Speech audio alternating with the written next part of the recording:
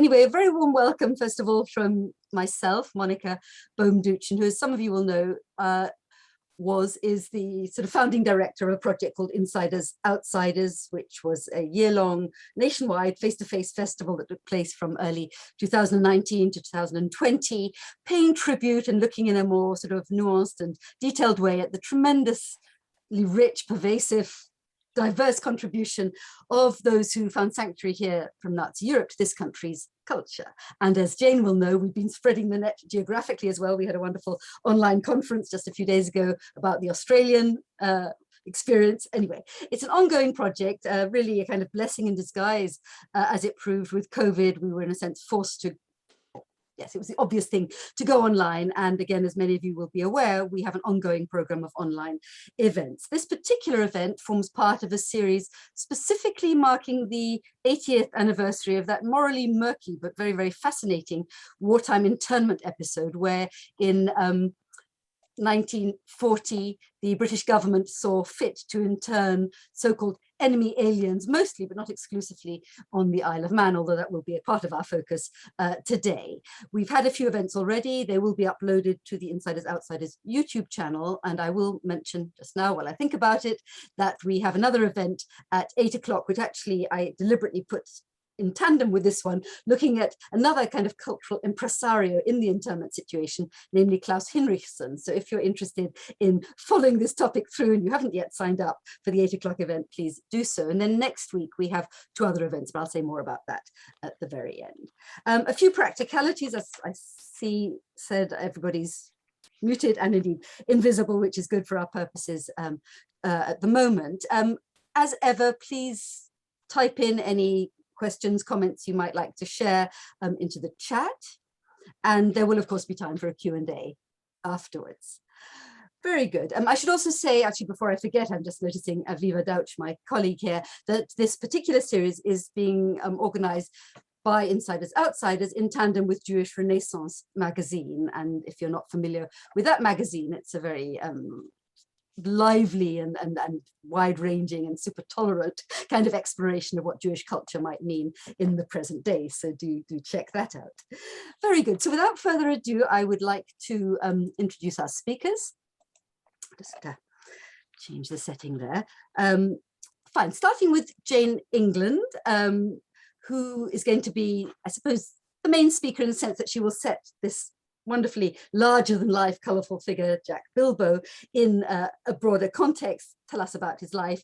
And then we'll be followed by, very importantly, and especially for us, Ben Woodison, who just happens to be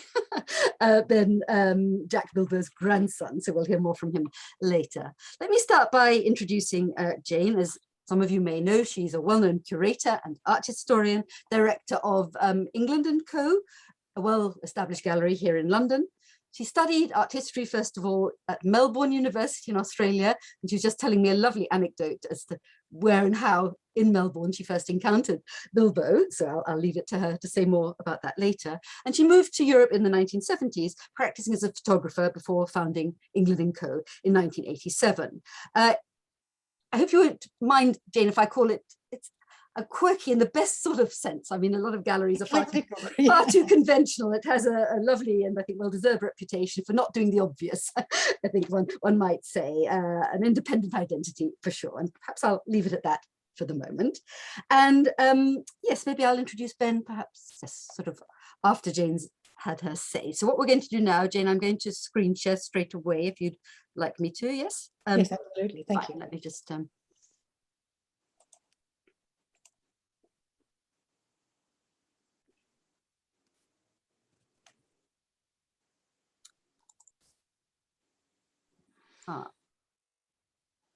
right, now hold on a second. Can you see that, everyone? You can see your screen sharing, but not the... Oh, rats. Now hold on, what's happened here?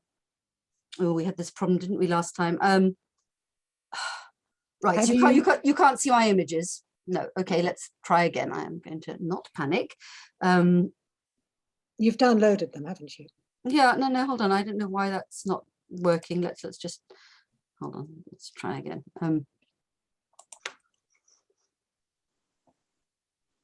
Just give me a moment, everyone. Why because it's no time. Okay, let's try. Is that better? Yes, Yes, we're very fine. good. Okay, fine. Very good. Okay, over to you, Jane. Right. So Jack Bilbo's autobiography, very lavishly published in 1948 by his own imprint, the Modern Art Gallery Limited, carries a subtitle that sums up the man and his life.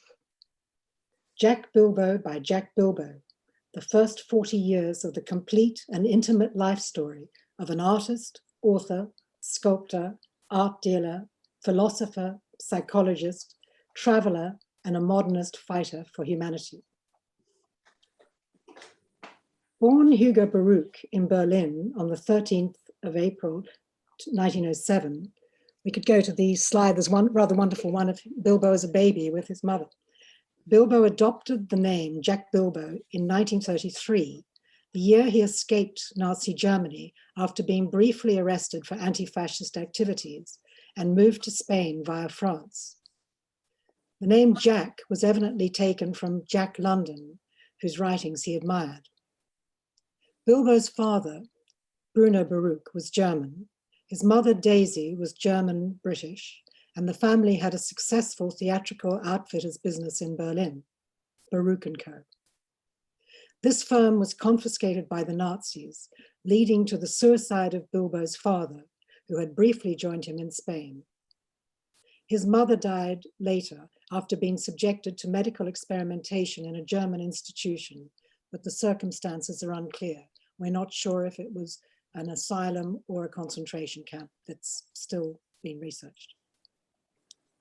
Bilbo had begun to publish his writing before he left Germany.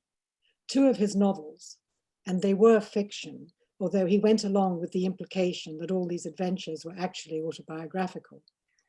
2 of them were Chicago, Shanghai, published 1932, and Carrying a Gun for Al Capone, the intimate experiences of a gangster in the bodyguard of Al Capone, published the same year. I'm referring to the titles of their English translations. They were originally published in German, but as they were very successful, they were published in many editions all over the world for decades, and some are still in print. While Bilbo was in Spain, he ran a bar. We could maybe move on a little bit. There's a family photograph there. When Bilbo was in Spain, he ran a bar and built a Bauhaus-inspired house in Sitges. He became romantically involved with an already married Englishwoman, Agnes Grace Kerr, seen in the top of that photograph, known as Billy, and they had a daughter, Mary, who was born in June 1934. Bilbo moved to London in 1936, and Billy and Mary were later evacuated to England from Spain on a British naval vessel. Now settled in London, Bilbo began to paint and experiment. Can we move on to slide? Paint and experiment with sculpture around 1939. He had always wanted to be an artist, but on one particular day in March 1939, he felt self-confident and strong and decided he was not going to become an artist. I was one, he declared. Although he was essentially a self-taught artist, Bilbo began, with his confidence and bravado, if we could move on again, with his confidence and bravado, Bilbo soon managed to exhibit his work in London. He had a solo exhibition in 1939 at the Arlington Gallery in London, followed by another solo exhibition at the Zwemer Gallery in April-May 1940. As one reviewer commented, and I think I have to read the full quote because it's rather wonderful, 6 square inches of any of Mr. Bilbo's pictures would make you forget a fireless room. Half his biggest canvases would take the chill off the Albert Hall.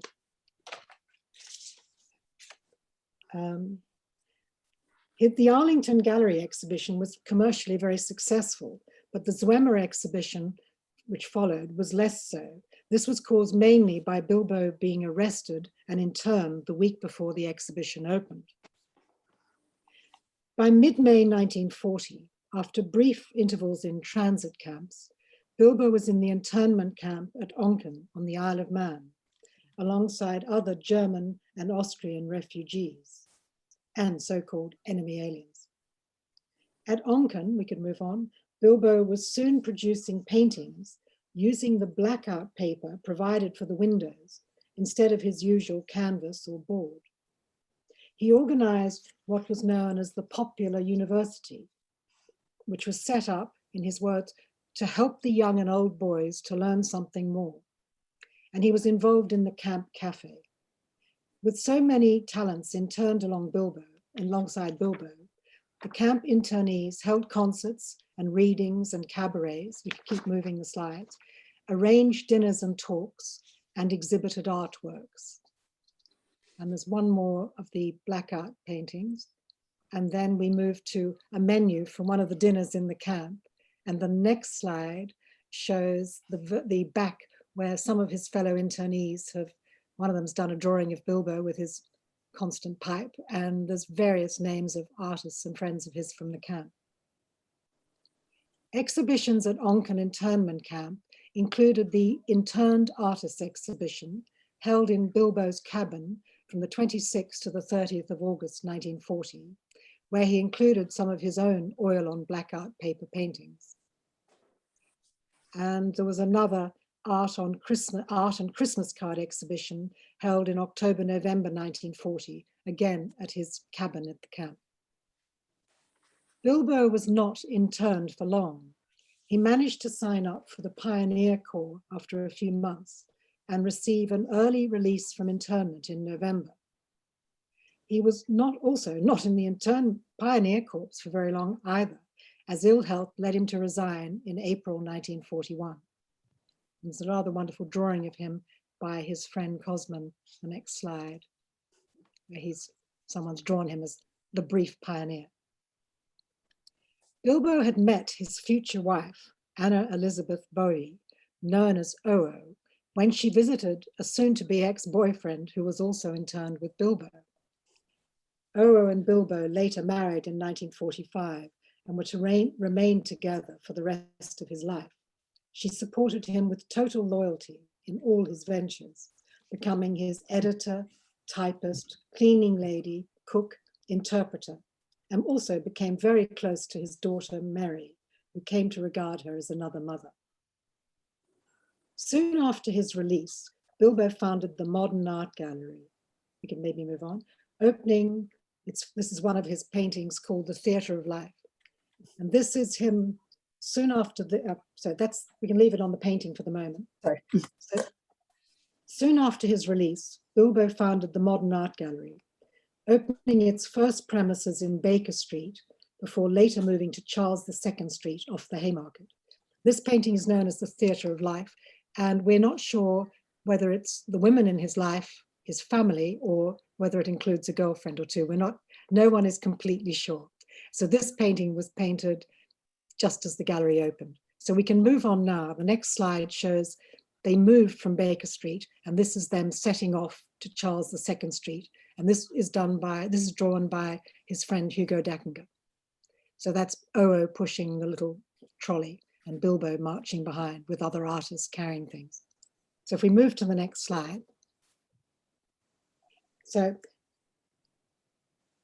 the announcement for the opening of the Modern Art Gallery in October 1941 declared, "The Modern Art Gallery opens its gates in the midst of war with the sole aim of giving the modern artist a free and unbiased platform and of creating for the people an oasis of sanity and construction in a world of false values, believing in the necessity also for an intellectual fight against Hitlerism and all it stands for." Bilbo felt strongly that art must not be a war casualty as artists create civilization, and that the coming generation of young artists would, as he put it, shine a torch of positiveness in spite of the darkness of the age. Most London galleries had closed because of the bombing, so Bilbo's gallery became a focus for the avant-garde of wartime London. Bilbo hung his own wild and colourful pictures alongside those of the artists he'd met in internment. The gallery soon became a meeting place and venue for refugee artists such as Kurt Schwitters, Jankel Adler, Hein Heckroth, Joseph Herman, and Hugo Dackinger, whose drawing we saw before. Numerous young British artists, such as Sven Berlin, Eileen Agar, Edward Burrough, Harold Yates, Mervyn Peake, Anna Meyerson, Julian Trevelyan, Peter Jones, Emmy Bridgewater, Ursula McCannell, and Kerry Richards were given the opportunity to hang their work in mixed exhibitions. One typical show, New Ways in Art, was subtitled Young, Surrealists, Constructivists, Abstractionists, Primitives in England. Bilbo claimed that in the modern art gallery, merit alone counts. Fame or sales value does not influence the selection of work. The gallery had no rigid adherence to any movement or group of artists. It was as eclectic as its owner. In spite of this, surrealism permeated much of the work shown there during the war years. It was a reflection of uncertain times, and there were bizarre and menacing images, a sense of dislocation, an atmosphere of foreboding, and a tendency to escape from reality, all apt for these war years. Bilbo's own paintings were influenced by surrealism, and the gallery showed surrealists such as Eileen Agar, Emmy Bridgewater, Audrey Cruddas, Heckroth, who I've mentioned before, Trevelyan, and Charles Murray, as well as mounting an exhibition of prints entitled Surrealism of 100 Years Ago. Women were given equal opportunities at the Modern Art Gallery, perhaps in part because so many male artists were in the forces. In 1944, the gallery held an exhibition of contemporary English women artists, and many women artists were given individual exhibitions from 1941 onwards. Bilbo also exhibited works by two Black artists, Ober Holloway and Cliff Tyrrell, with Holloway's work receiving critical attention and praise as in a contemporary review by the then well-known art critic, Jan Gordon. Early in 1944, we could maybe move another slide. This one shows Bilbo in his cave, and here he is telling many stories. These are sort of some of the cartoons that other artists gave him. Early in 1944, Bilbo organized an exhibition called The World of Imagination, an exhibition of oodles, abstracts, surrealism, Mertz sculpture, constructivism, and symbolism. The Mertz sculptures and oodles were objects made from cast-off rubbish, proving, although not always to the satisfaction of contemporary newspapers, that it is possible to make art out of anything. In December of the same year, the gallery held an exhibition of paintings and sculptures by Kurt Schwitters, accompanied by evening readings of Schwitters' Dadaist poetry. Evenings, as in this drawing here, evenings at the Modern Art Gallery often centered around Bilbo himself. He held court in what was known as the cave in the basement and told fantastic, macabre stories, after which the listeners had to decide which were true and which were false. He always adored an audience in his life and in his art. Bilbo called the gallery modern as he wanted to be progressive and creative. He was particularly proud to claim that his gallery was the first to have fluorescent lighting. In August 1944, we might move on, he showed colored reproductions of Picasso. There he is, drawn by Vicky, the cartoonist, who he also exhibited in the gallery with a show of political cartoons. But in August 1944, he showed colored reproductions of Picasso's paintings from 1939 to 1944. It had not been possible to show the originals. And there's one of Bilbo's own pictures from that time. Jumping the gun here, aren't I? Sorry. These reproductions of Picasso's works were smuggled out of France and provided the first exposure of Picasso's work from the war years. This was an influential exhibition, and in the following years, the gallery was able to show original paintings and drawings by Picasso, including La Belle Hollandaise, which Bilbo wanted to sell to a British institution. If you can move on, I think 2 slides, we'll find, and we can go back to the gallery. So that's Bilbo with La Belle Hollandaise in the Modern Art Gallery. He'd wanted to sell it to a British museum, but he was unsuccessful, and it's now in an Australian museum in Brisbane. These Picasso exhibitions gave London what the Studio magazine described as an idea of Picasso's immense vitality during the years of repression under German domination. Jack Bilbo felt that the comparison of known and lesser known artists was an interesting study for the art connoisseur, and proceeded to hang young artists alongside established masters like Picasso, Modigliani, and Matisse. An exhibition of a new artist's work was often teamed with a display of paintings by famous 19th and 20th century English and French impressionists, or important paintings. Bilbo's selection for his exhibition of leading contemporary artists also mingled the famous with the unknown, as did his book, Famous Nudes by Famous Artists. Bilbo insisted that I only paint for my own pleasure and sell only out of economic necessity, and that only people I like can buy from the Modern Art Gallery. The artist and teacher, Oliver Gollancz, recalled to me in the 1980s that Bilbo was completely single-minded, concentrating all his energies and powers of manipulation on an objective such as selling a painting, regardless of profit or loss, to buy another which he had to save from a commercial gallery because only he could see its real worth. Fond of adjectives like the bestest and the most wonderfulest, Bilbo was an energetic and flamboyant dealer. We could move on to another slide, I think. So there he is with Bell Hung Days. There he is in the exhibition of surrealist objects, dusting his own sculpture, made of all sorts of things. The News Review wrote in 1942 that visitors came to look at the pictures, but gaped instead at the powerful, black-bearded, shock-headed figure of a man clad in a loose-fitting green sweater with shrunken sleeves and a maroon scarf. From his bulging waistband hung a thick cord keychain, completing an impression of tremendous strength. His tawny eyes lit up as he talked about the paintings he had hung for exhibition.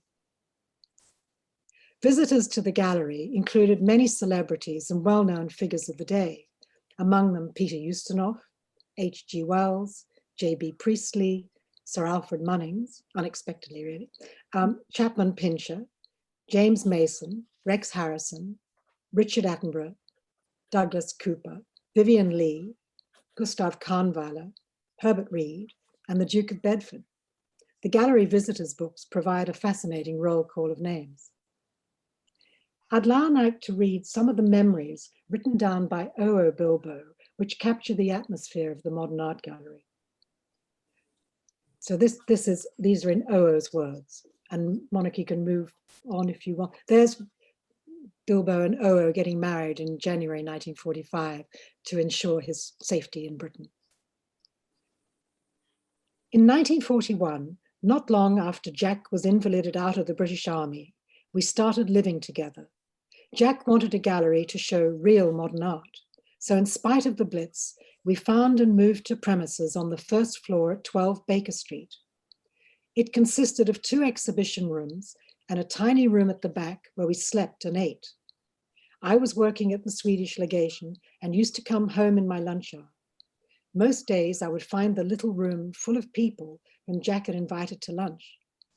Wartime rations were not very copious, but we always managed to concoct something. I don't remember who looked after Jack's paintings from his pre-war exhibitions, but he retrieved them somehow, and they were hung, filling quite a lot of the gallery space, the wall space in the gallery. Soon other artists came along, some he had met in internment. From January 1942, we held regular monthly exhibitions. Madness was the general comment on this venture. The bombing was in full swing, London was half empty, and those remaining had other things on their mind. The Modern Art Gallery opened officially on the 2nd of October, 1941. Jack had started to paint again, and much of his best work was done in that period. The little gallery rapidly became a meeting place for refugee artists as well as for many others. At night, we acted as fire watchers as the bombing was in full swing. There was a church on the next corner.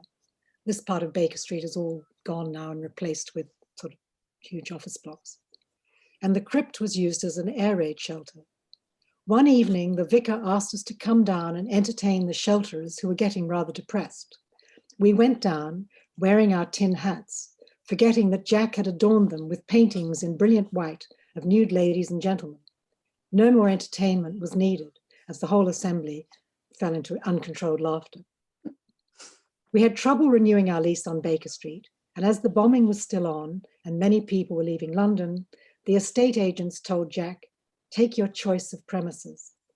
We decided on a little house, we can go back to Charles II Street, a little house on Charles II Street, between the Haymarket and Lower Regent Street, next to the Royal Opera Arcade, which runs down to Pall Mall.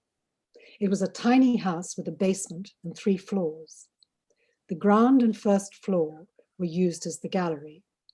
Our bedroom was at the top, and in the basement was a tiny kitchen and bathroom combined, and the cave where Jack held court. It was a low oak-paneled room, and leading out from it, underneath the arcade, was a cellar which we used as an air raid shelter. In the cave, which we saw drawings of before, every available space was filled with African carvings, Bilbo's collection of pipes, pewter mugs, copper jugs, and anything else that took his fancy, some even suspended from the ceiling. We go back, there's a rather wonderful drawing of him in the cave, I think about 2 slides back. This one. Here he would sit in his massive armchair, expounding his own philosophy and telling amazing stories, with cats and dogs on his knee and parrots and doves flying around. And there's a wonderful photograph of Jack with his parrot, which was used as the invitation to an exhibition we held in collaboration, was held at the David Zwirner Gallery in collaboration with us. The front door to the gallery was hung with an assortment of glass and amber beads, which clashed together when it was opened. Inside, the walls were completely covered with pictures and objects. There was a magnificent grandfather clock, a silver chest, and old French musical boxes. These objects and curiosities were interspersed among Rouaults, Boroughs, and Bilbos. There were always joss sticks competing with the smell of Bilbo's pipe and the roar of his voice over everything.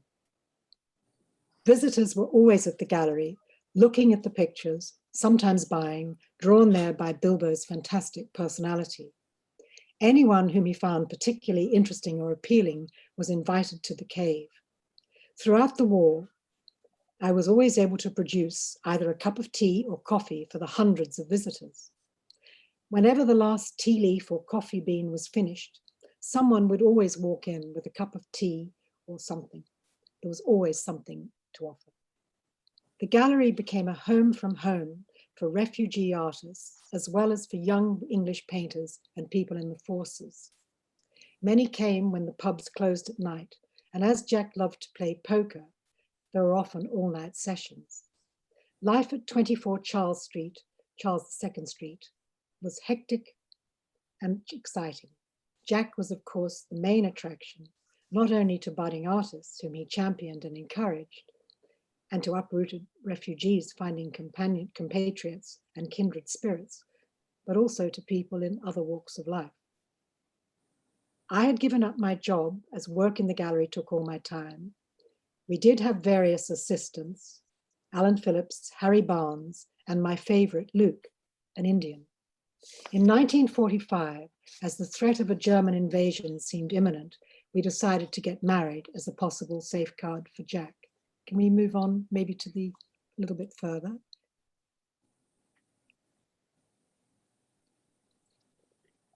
Central London was a very unglamorous place in those days. Eros in Piccadilly was boarded up, bomb sites everywhere, nothing much in the shops. The basic rations were adequate, but there was little in the way of fruit and vegetables. Londoners had stood up wonderfully to the Blitz, but with the coming of the V2 rockets, they got very jittery. The demoralizing thing was that one only heard the V2s after they had struck. We'd been lucky on the whole, but once Jack was standing outside the gallery when the plate glass of the large front window cracked and shattered all around him, and only then was the explosion heard. Jack was a great organizer and a shrewd judge of pictures. He gave his artists a fair deal and much encouragement, even sending telegrams to let them know when a picture had sold. The gallery kept going and paid its way through the war years, but no great profits were made, despite the work of important impressionists and other established artists on exhibition. And I'd like to add here that the Picasso's and other very valuable paintings that were shown at the Modern Art Gallery were often borrowed, or usually borrowed, from more prestigious galleries who had closed their doors. He would go and borrow them for the day in the daytime and return them to their cellars at night. So they'd only be on view in the daytime. So in the mid to late 1940s, we could move on. Bilbo published, there's a wonderful self-portrait of him called The Return from 1944.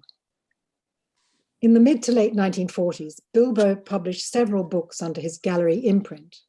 These included The Moderns, Past, Present, Future, 1945, No Heaven, No Hell, Human Conclusions, 1946, Famous Nudes by Famous Artists, 1946 also, and Out of My Mind, Strange Stories, 1946. In 1948, he self-published his opus, an autobiography, a large, extravagant, and impressively produced book with numerous reproductions of his works, together with his sometimes mythomaniac autobiography. The complete drawings for Out of My Mind were acquired from England & Co. by the Department of Prints and Drawings at the British Museum in 1991, which greatly pleased Oo, as she felt it represented his acceptance at last in Britain. These drawings are available to view online on the British Museum's website. We can now move on to some of the drawings. Many of Bilbo's drawings reflect, this is one that relates, it's not from Out of My Mind, but it certainly relates to that series. Many of Bilbo's drawings reflect the socialist outlook and anti-capitalist views that he shared with many other German artists such as George Gross and John Hartfield.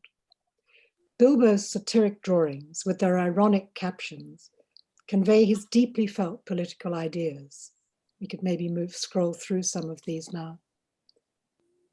He took the role of an outsider in his life and work and was a passionate and irreverent social critic. Other drawings depict his bizarre, sometimes sexual and often violent fantasies. They emerge from doodles and improvisations and reflect his obsessions. The titles he inscribed on them are as idiosyncratic as his drawings: surreal, absurdist, crude, and often humorous. We're now just looking through a series of quite deeply felt political drawings from 1947. He was very much a humanist, and he identified with what was happening and what had happened during the war. So these drawings are, I think, very important. In 1946, Bilbo and Oo moved the gallery to Weybridge, town on the Thames, with the idea to turn their new home there, renamed Bilbo Bay, into a museum of modern art. The lease at Charles II Street was soon to end, and the enormous sculptures he made, we'll come to those in a moment. We'll have a look at some of these drawings. And then when they finally moved to Weybridge, we could maybe look at some of these drawings again. Back to them, yeah. Later on when Ben is talking.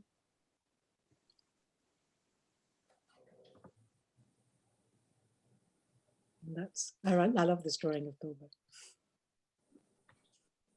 That's the Rolls Royce they had, which he characteristically sort of adorned with some horns. And then they arrived. This is when they moved the gallery to Weybridge. So in 1946, Bilbo and Oo moved the gallery to Weybridge, a town on the Thames, with the idea to turn their new home there, to be renamed Bilbo Bay, into a museum of modern art. The lease at Charles II Street was soon to end. The enormous sculptures he made there were intended as the beginnings of an open-air exhibition of modern sculptures.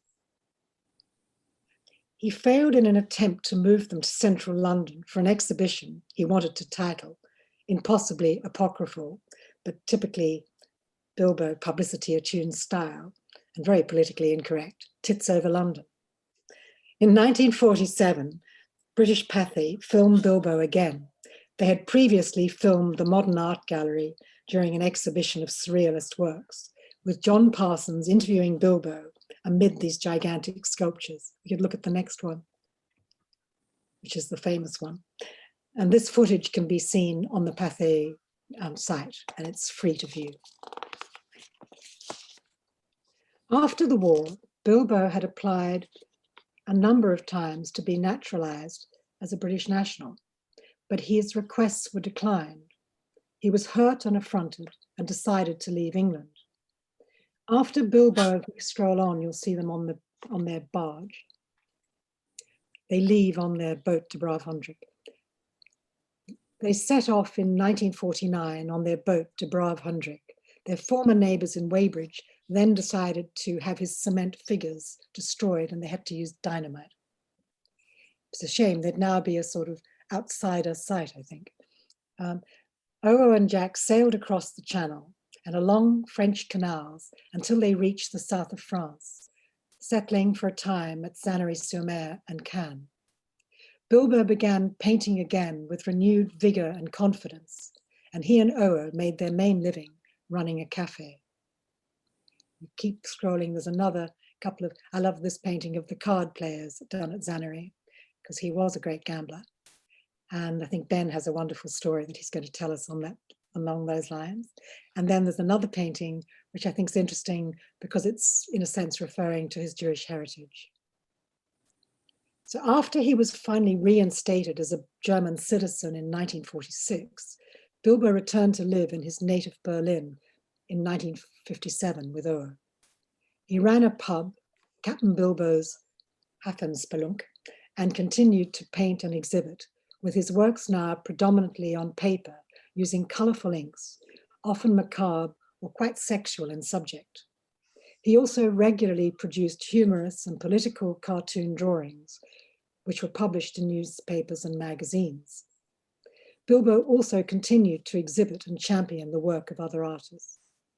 In the last year of his life, his contribution was acknowledged, and the district mayor declared him an honorary citizen of Berlin-Schönberg. He died in Berlin in December that year, 1967. Thank you. Thank you very, very much, Jane. That was completely fascinating. I'm sure everybody will agree. I mean, you know, really amazing. Good. I think perhaps rather than stopping now for questions and conversation, shall we hand over straight to Ben Woodison, Bilbo's grandson? And I guess I'd better say something by way of introduction, if I may. Ben is himself an artist, which is obviously hugely important. He divides his time between New Mexico and, actually, I tell you what, let me just, in the meantime, before I carry on, let me just spotlight him so you can see him. There we go. Fine. Yeah, he divides his time between New Mexico and Brighton on the south coast of this fair island. Born in London, studied in Glasgow School of Art, has spent time researching and making work in all manner of places: New Mexico, Wisconsin, Mexico proper, Vietnam, Spain, Germany, and England. He's exhibited extensively, both in Europe and North America, selected for exhibitions by others, by a whole range of international curators, and also himself curated and selected various projects and exhibitions. And for lack of time, I won't say what they are, but an impressive list. He's also the director, just finally, of something called Art Roswell, which sounds really intriguing, Ben, a new curatorial organization that plans to bring artists and artworks to New Mexico, yes, please, for public art projects, and he's curated citywide exhibitions. So, Ben, over to you.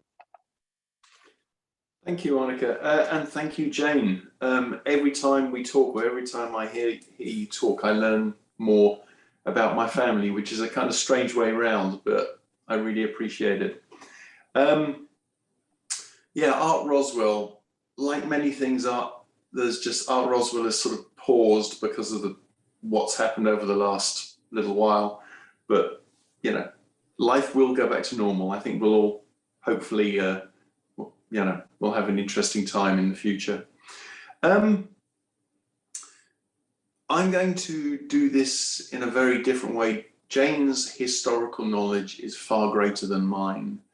So I'm very much going to talk about the sort of growing up with this figure looming, if you like, and the sort of some of the stories that I sort of learned at my mother and grandmother's knee, some of which are undoubtedly, shall we say, economical with the truth or flexible. It was certainly an interesting upbringing, although Billy is Agnes Grace Carr, so that is my maternal grandmother, but Oo also effectively became a second mother to my mother Mary. So I was very lucky. I had two maternal grandmothers, and both were and are equally important to me, and were equally important, and I equally important to my mother. Billy and Jack's relationship didn't last, but so my mother was raised by Billy, but she was still, Bilbo was still part of her life. And I think that anyone raised or influenced by Bilbo would struggle to be conventional. So I had a sort of quite a bohemian upbringing. The house, it was a large flat. The flat had like huge holes in the carpets. When I started to get old enough to be interested in learning to cook, there was never a sharp knife. Nothing matched. Everything was just sort of higgledy-piggledy, whatever. But I grew up surrounded by these extraordinary works of art and antiques and curios, if you like. There's a painting. I'm in the process of rebuilding my house. This is the one corner that's finished, which is why I'm sitting doing this in this one corner of the kitchen, which is why I don't have images. But there's a painting of a panda, very stylized Jack Bilbo painting that was done by him for my mum when she was a child. And when I grew up, that hung above my bed. So, aged sort of 4 years old, 5 years old, I had an oil painting of a panda above my bed. It's sort of not a normal sort of thing. Some of the stories that I heard as I was growing up, with the benefit of hindsight, some of them you think, that was a story told to a sort of small child, but it worked. I seem to have turned out to be relatively normal, whatever normal is. Some of them are very sort of skeletal, some of them were more fleshed out. If anyone that's listening can throw light on any of the stories that I'm going to mention, please do get in contact, because I'm always interested in more knowledge, and I'm sure Jane is, and Monica is as well. Jane and Monica are. So some things are, we know that Jack and possibly Billy lived in a Bauhaus-inspired house near Sitges in Spain in the very early years, so sort of 33, 34, 35, something like that.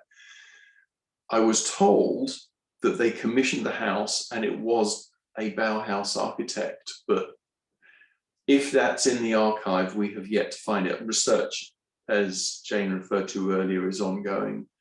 So it's one of those, we know they lived in this place, we know it was a famous house, but we don't know who it was by. And so, as I said, the details are sketchy. There's certain things, one-liner stories, but when Bilbo never really was a great one for washing. He was definitely a sort of proto-hippie before the hippies well, before the hippies were even conceived, I guess.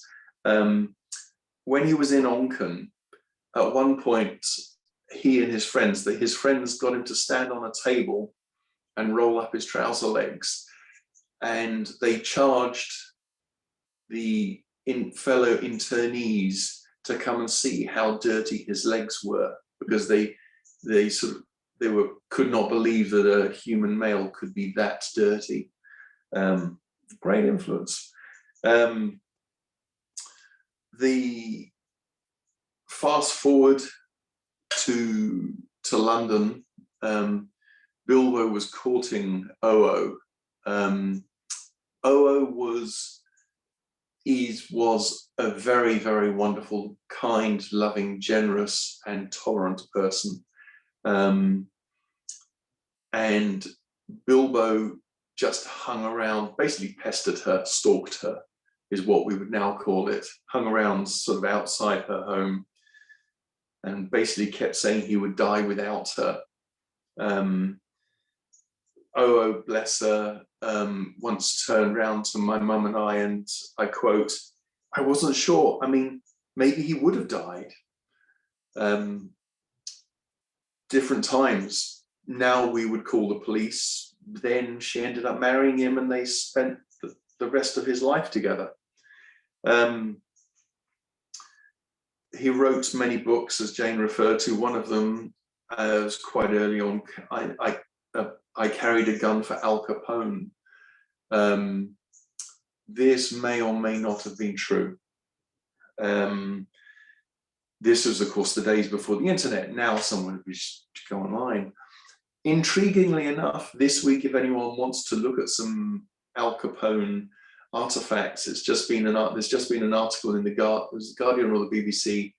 There is an auction of Al Capone memorabilia in California this week, which includes several guns and enormous quantities of gold, platinum, and diamond encrusted jewelry. So if anyone wants to check out Al Capone's artifacts, please do. Fast forward to the Modern Art Gallery. Jane referred to the Modern Art Gallery as being sort of financially self-sufficient. I think it was, as I understand it, was very, very borderline. 1 month, they basically did not have enough money for the rent. And they did have various clients and sort of collectors. So Bilbo got one of the collectors to come in, and then he basically words to the effect of, "I really need to show you a gallery that you'll like." And he basically, effectively, he sold the collector to the other gallery. He went and he introduced them, and the collector was actually a much better fit for the other gallery. The other gallery paid Bilbo, Bilbo paid the rent, which is extraordinary. Sell clients. I don't know, Jane, have you ever sold a client? Maybe we don't want to know. The Rolls Royce, of course, as a small boy, most small boys love the idea of cars, and I was like, oh, Rolls Royce, wow. The antlers on the top, in the photos, the antlers, the horns, not antlers, they're sort of horns, are pointing backwards. Originally, they were pointing forwards, and Bilbo was pulled up by the police, who insisted that he turn them round, because of course, if there was an accident, he was going to impale someone.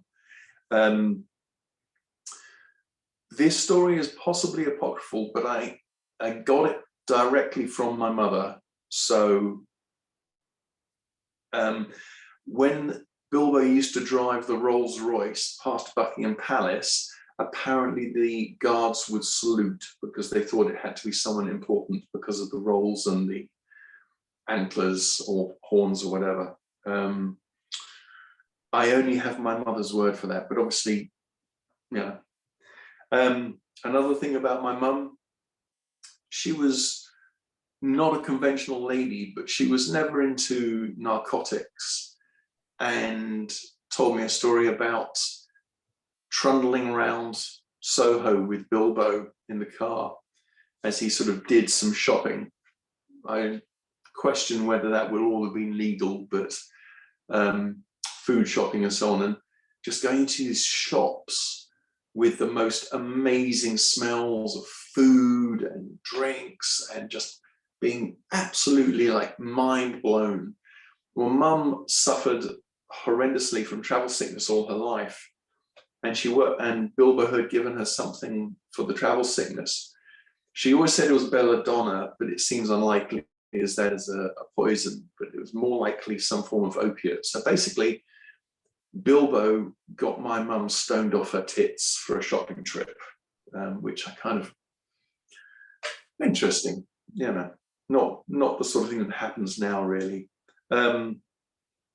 Jane, you referred to the cracking of the window. I don't know if this is the same thing. That was actually O's story.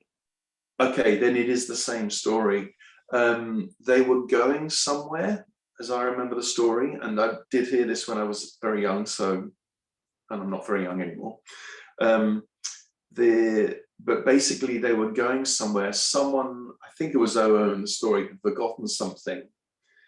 And so they had to go back. They were delayed by a few minutes, and they literally would have been under the V2s were of course totally silent. It was the doodlebugs V1s made the noise. V2s were more terrifying, if anything, because there was no warning.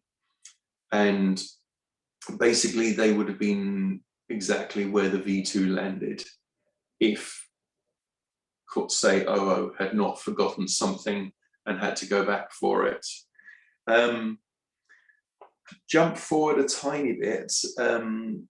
You mentioned Sanary-sur-Mer. This is Pointelli, really. This is the lighthouse in Sanary-sur-Mer, and is one of my favorite of the Bilbos that I have. And it's also just come back from having been cleaned, and so I'm so happy. They opened a restaurant for a while in Sanary because they were utterly broke. Bilbo, they'd bought the boats, the De Brava Hondrigue. They'd made it, I don't know if they made it all the way as far as Sanary, but Bilbo hadn't made any of the payments, so the boat basically got seized by whatever is the French equivalent of bailiffs, the bailiff, I don't know. So they ran this restaurant for a while. Several things about this. One is wonderful because I have the bag in the archive. Bilbo, as I said, was never a great one for personal hygiene or cleanliness, so he must have been a bit fragrant. And one of his jobs every day, he was sent off to the baker to come back with the baguettes for the restaurants, for the clients. And he used to walk with them under his arm. One of the clients sewed him a little, what we would now call a tote bag, a little cloth bag embroidered with a picture of him. And basically it was for the bread, because they got fed up with the bread smelling of his armpits. Another wonderful thing, sort of, well, it seems wonderful to me anyway, story-wise, is that Bilbo, as James said, Bilbo loved to gamble, and they had gone somewhere. I think this must have been while they were in Sanary. There's some confusion about this. I was always told this story as being Owley. Sorry, I called it Owley. Jane and I were discussing whether it could have been Billy, because Billy was a much stronger, more forceful person. Personally, I was told it was I think it was Bilbo, they'd gone somewhere. Bilbo was gambling. He tended to lose. And for once he was winning. So there was by their standards, quite a bit of money on the table. But Bilbo, of course, was not giving up gambling. He just loved to gamble. So he was basically going to gamble the money away. So grabbed money and ran.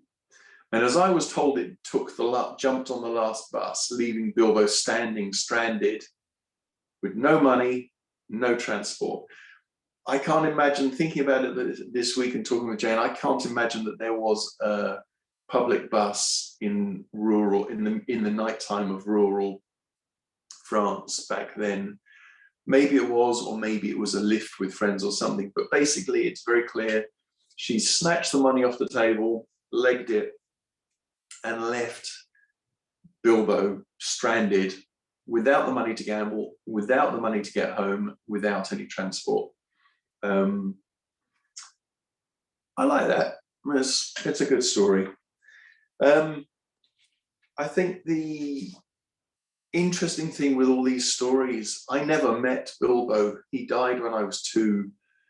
And at that point, when, not that I would have remembered, obviously being 2 years old, but basically my mum and Bilbo were sort of temporarily estranged at that point. And I was still somehow influenced by this figure, this story, the objects, the art, the mythology.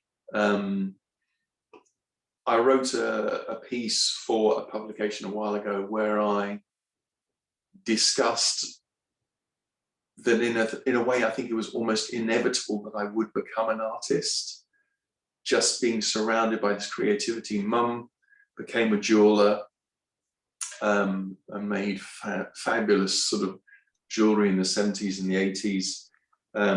I became an artist, hopefully open-minded. I think also in many ways politically quite aligned with Bilbo, although I think that I've arrived at that from my own point of view. Mum, Mary, was, she was never a conventional person. I mean, I remember one time I'd come down from Glasgow to do an exhibition here in London, and I was assembling these little pieces of copper and zinc and wood, wire and elastic bands, which were going to generate, it was early work, they were going to generate electricity from tins of tomatoes. Seemed like a good idea at the time. It was good art, but wasteful of tomatoes. And I was working away on this thing, trying to get it all ready. And Mum basically started helping and press ganged her friends to help. So I ended up with this little production line in her living room, her sitting room, everyone just like, bit of wood here, elastic band. So yeah, not a conventional mum, but a very wonderful one.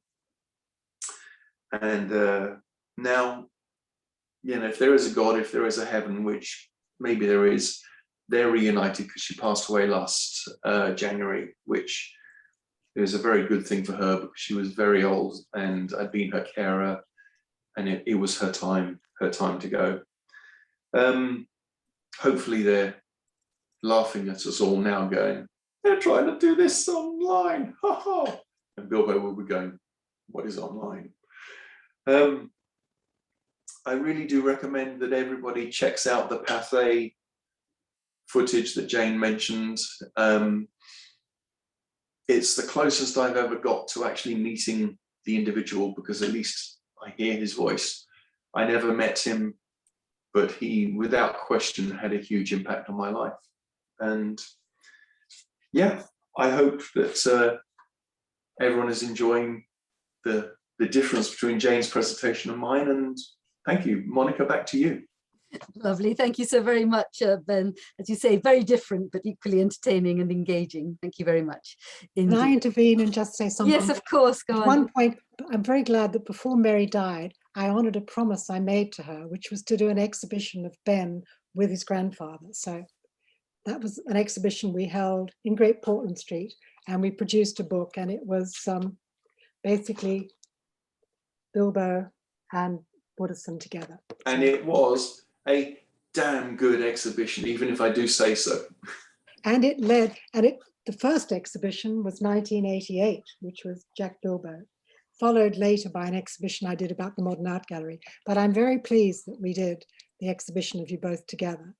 And then that led on after that, subsequent to that, the drawings we showed in that exhibition were then shown in David Zwirner's gallery in Mayfair about 6-7 months later. So it's continued a kind of a role of activity with Bilbo. Absolutely. But anyway, Mary saw that exhibition and that meant a lot to all of us, because by this stage, Mary and I had become firm friends.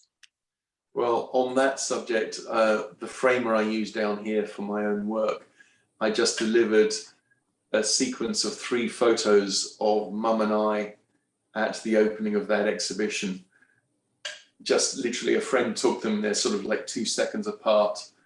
And I just delivered those for framing 2 weeks ago. And she was ecstatic. So, as was I. But yeah, it's... Because I also remember other evenings with early on when Oa was alive. I remember in I think it was 1987, Edith Thomas, Schwitters' partner, known as Wanty, was still alive. And she and Oa were still great friends, or kept in touch. And so it was actually the anniversary of Schwitters' birthday.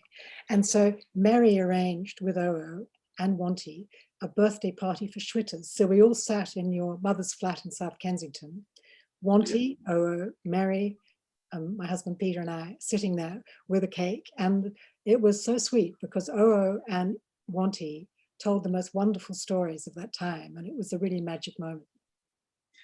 Do you remember the chess story? The which one? The chess story? Remind me. You can tell it. So Wanty apparently was ill, flew in bed. The doctor turned up, checked her over, made sure. I mean, this is when a doctor used to come to your home, I guess. Then the doctor noticed a chessboard that was set out. Turned around and said, "Oh, do you play?" So I ended up, but it was so cold that there was Wanty in bed and the 2 guys in the bed either side of her with the chessboard on her flu-ridden body as they played chess, using her to keep warm. Well, of course, she was known as Wanty because evidently she would always come in and say, "Want tea?" Yes. So that's where the name, Wonderful. that's how the name came about. Shall we see if anyone has any questions? Absolutely. Now I'm just thinking how best to proceed. We've got a small but select gathering tonight, not that small, but anyway. So I think if anybody has anything they'd like to ask, why don't you unmute yourselves and say it yourself? Actually, hold on. Perhaps I'll start with Jackie Haynes, but the rest of you perhaps just wait your turn and maybe just, well, actually, you know what? I think since time's drawing on, perhaps just type your questions in the first place and we'll sort of see how it rolls. So from Jackie Haynes, a question, first of all, thank you. Ben, where could I find your article about how you became an artist, please? I will have to, I don't remember. That was about 2 years or 3 years ago. I'm going to have to find out. Without sounding too blowing my own trumpet, I have had quite a bit of stuff published, so I actually don't remember, but I can find out.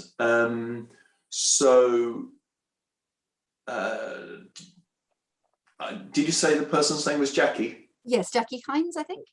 Okay, Jackie, if you do social media, could you message me on, I'm on Facebook, Instagram, or Twitter. Or if there's any, if you don't do that, my email is ben@wooderson.co.uk. And if you Google me, I come up. I'm a bit of a rash on the internet. But I can certainly find out. I can also, it'll be on my laptop, so I could actually send you the text that I wrote. Okay, thank you. If I get stuck, I'll get in touch. Very good. Or you can always contact Insiders Outsiders via the email address given on our website, and then I can forward the email if that's simpler at all. Talking about publications, yes, a good question coming up. Jane, are the various catalogues that you've produced, are they still available if people are interested in acquiring them? I think the first catalogue is this first catalogue from 1988 is I'm not sure how many copies we have. We're going to investigate our storage. And we have some copies, I think, of the Modern Art Gallery catalogue. And we do have copies, because it's a more recent publication, of the catalogue of Ben and Bilbo's exhibition. So if you look on our website, the England Gallery website, or message us, then we'll let you know. We're going to research how many copies we've got left, but certainly we have the red catalogue, and we chose the red catalogue as a sort of microcosm of Bilbo's own big red book. On the question of publications, I can't resist asking a very obvious question. I mean, are there plans in the pipeline for a really detailed biography of Jack Bilbo? There have been several books about Bilbo, including, they've mainly been there's one recently in Germany. In German. I'm working on a sort of publication of sorts. It's not going to be a detailed biography, but I certainly would like to do a kind of Bilbo scrapbook, and Ben and I are in discussions about that. So that's an ongoing project, but it won't be, I'm not going to do a sort of totally detailed biography, because I think I can do something that will be quite interesting. And I'd like to use a lot of his ephemera and scrapbooks, because we're sort of, Ben and I are communing over the archive and things. But that biography you mentioned in German should jolly well be translated into English. I mean, it seems rather It's ironic. written by someone who's actually as eccentric as Bilbo in his way. And he almost thinks he's Bilbo. So, but anyway, another story. I've got a question here, which also was one I was tempted to ask, about Bilbo's relationship with Picasso. Tell us more, if you can. What do we know? Well, I don't know whether they even ever met each other. I'm not sure. But certainly he was the one that enabled people to be aware of what Picasso was doing during the war years. And the fact that Douglas Cooper signed the visitor's book is a good sign. And the fact, but I think, and also the fact that he tried very hard to sell La Belle Hollandaise to a British institution, their loss. And anyway, now it is in Brisbane, on the other side of the world. Sorry, go on. I was going to say, it seems, one of the photos that I found had Oo and Jack on the Seine with the Eiffel Tower in the background during their journey south.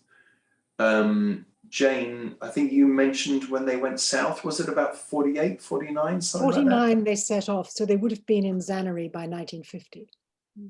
So I wonder where Picasso, because Picasso was, I believe, in Paris during the war, but do we know where it seems possible they would have met if Picasso was still in Paris. I think Picasso had left Paris after the war, but whether I think we'd know if they met, because I think Bilbo would have recorded it. Yes, that's probably he was never true. one not to promote something. So I wonder if, I have a feeling that for some reason, rather sadly, they never met. Right, a question here coming in from, yes, that's right, so Simon Moretti. Jane, when and how did you first come across Jack Bilbo's works? And now you can tell your story about Melbourne. Well, it was actually when I was a student at Melbourne University reading art history. And I used to go, when I would go into the library, because one used the internet that didn't exist then, so at that time. So I would go into the library to do my research, and I would often one day I found there was the doorstop, was a big red book of Bilbo was being used as a doorstop in a room in the library. So that intrigued me. I rescued this big book and had a look. And then I found a couple of other books on the shelves, buried, I think, sort of deep down. And one of them was some famous nudes by famous artists. And I thought it was hilarious when I opened this book and found there was this man, Jack Bilbo, putting these, who I'd never heard of, putting himself up side by side with Picasso and Renoir and Rouault and all the rest of it. And I thought it was kind of wonderfully hilarious. And I was rather intrigued by him.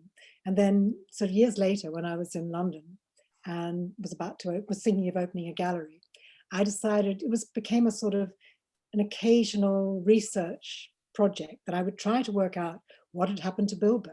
But of course, his surname really wasn't Bilbo, so I didn't get anywhere. And it was only when I was looking through the big red book once more And I saw the name in the back as one of the friends and supporters was Oliver Gollards.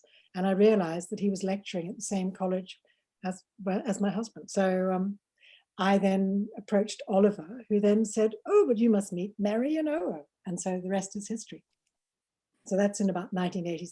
I think I was in about 1987, 86, 87.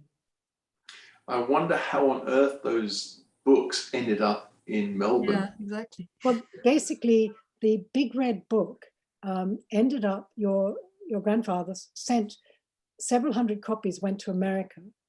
And I think they made their way around. And also Australian libraries and things were very assiduous at collecting European material. And I mean, Bilbo had so much publicity. I think and possibly he even sent them out there, you know, who knows. But certainly they were not being well loved in the library, I have to tell you. It's a great story. There's so much more that could be said, but I'm aware of time racing on, and I think there may be some people who want to attend the 8 o'clock talk and need to have some sustenance in between. So I think we'll reluctantly draw things to a close. As I say, if anybody has any questions or things they'd like to pursue, feel free to contact me via the Insiders Outsiders email address. But let me just also tell you about what's in store for, first of all, 8 o'clock. I think I already mentioned it's a session which will actually complement this one really rather well. We're going to have Jackie Richardson, who's the daughter of the German-born art historian Klaus Hinrichsen, who again had a very interesting life quite aside from internment, but is perhaps best known today and in the context of our series, most relevantly became the unofficial chronicler of the fantastically rich cultural life of Onchan Camp, also on the Isle of Man, just not very far from Onchan.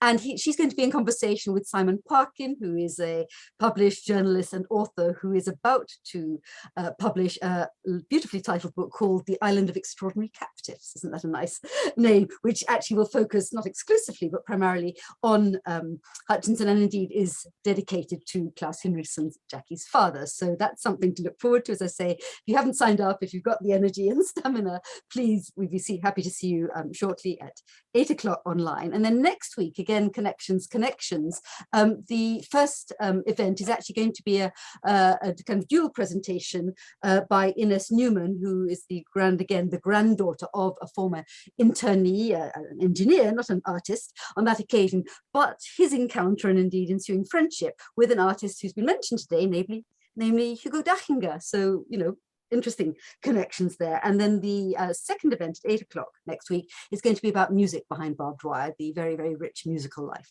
of the internment camp. So I think I better stop there. Thank you very much, Jane, obviously, and Ben for entertaining us, but also giving us, you know, a really vivid insight into a very remarkable man who I think you'll probably agree is still not sufficiently known. I mean, when you think of that roster of extraordinary individuals with whom he consorted and indeed whom he supported, it's a remarkable story, and I think one that needs getting out there more than it has.